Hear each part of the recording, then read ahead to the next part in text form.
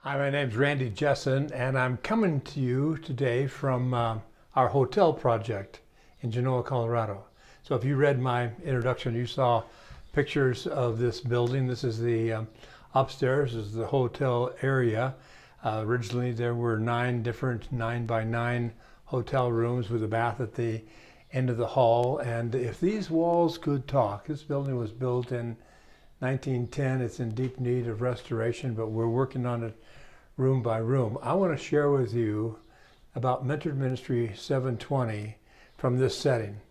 You know, what we're going to do in Mentored Ministry 720 has to do with digging into culture and history, understanding archives and assumptions, understanding where our values come from when we think about cross-cultural ministry.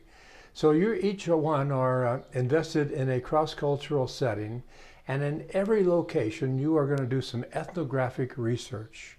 Now, ethnographic research is nothing more than looking at the culture and the various dynamics that are in the background wherever you happen to be, whether it's in a church or in your family, wherever it is. So each one of us comes from a family where we have cultural distinctive ingredients.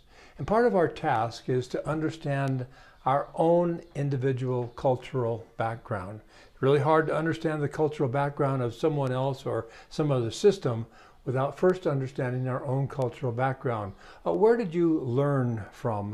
What kind of food do you eat? What kind of clothes do you wear? What kind of language do you use? What kind of places do you live? And how does that all work out for you? So a brief definition of the nature of culture, we could just say that it's the way life is lived out and the pattern of life that people tend to follow.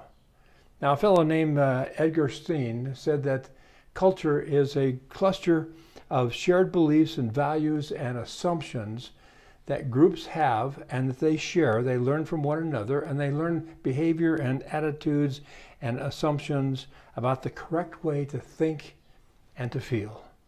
So we're going to be looking into different backgrounds and different locations, and we're going to be doing some ethnographic research. I think about this building.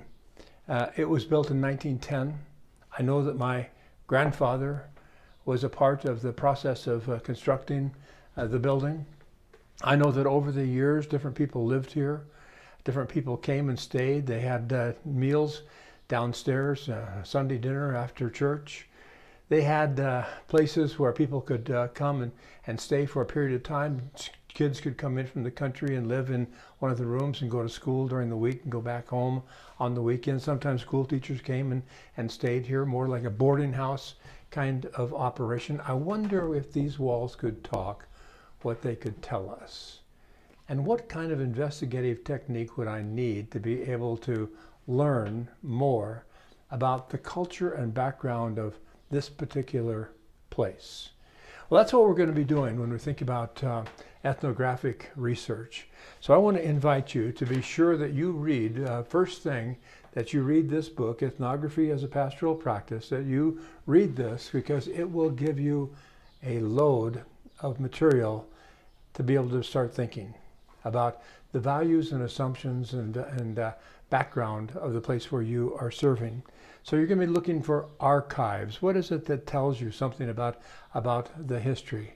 In your family, you might look at your family photo album of some sort. Sometimes somewhere there's a picture of your grandparents. Somewhere there's other documentation about who you are, where you came from, what created you in the way that you are right now. Your faith has a lot to do with that. We're going to be thinking about assumptions that we make. You know, one of the distinctive elements about culture that is so important to understand is that culture is basically an invisible gift to each one of us. We don't really see our culture. We don't really think about our culture. It's just embedded in us. It's invisible to us until we bump up against somebody else's culture, until we eat somebody's food, until we see the way that they dress, until we listen to the language that they speak, until we discover the assumptions and the values that undergird their faith. Whatever it is, there are unique things that make us who we are, and that's what we're going to be discovering. So each one of you is going to be writing an ethnographic research project. I'm going to send you an outline for that project with some guidelines for how it might take place. And I'm also going to send you some sample ethnographic research studies that have been done by previous students. That'll help you a lot. And each one of you then will post your study. There'll be a schedule that'll be posted, and you'll post your study, and on Monday morning your posting will appear, and the members of your small group will then engage your study, read it and respond to it, ask a series of questions to be able to continue to unfold some of the dynamics that are yet invisible. That process is going to take place for each one of you, and through a week-by-week process, we'll have a chance to be able to explore each one of your ministry settings in that small group dynamic.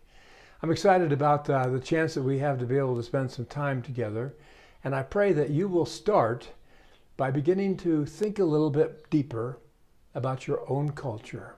Who are your people? Where's your place? Where's your language? What food do you eat? Why do you eat that food? Why do you live where you live? What are the various dynamics that brought your family to a given place? What are the generations of your family like? History and heritage becomes important because those build values and assumptions. Remember, culture is something that is learned. It is something that is shared. It is something that we build together to be able to create a set of assumptions about the way that we are going to live our lives. So think about your own culture, and then when you are invested in the cultural dynamics of your ministry setting, you'll have a chance to be able to see that new culture with a new set of eyes. So ethnographic research, don't let it scare you. It's a gift that you can use forever.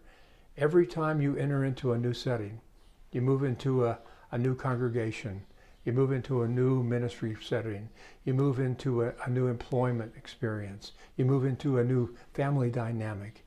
Every time you do something new like that, you will be taking your own information that you know about yourself, you'll be applying it to that situation, and you'll be gathering artifacts and information to be able to create a pattern of thinking about how culture takes place.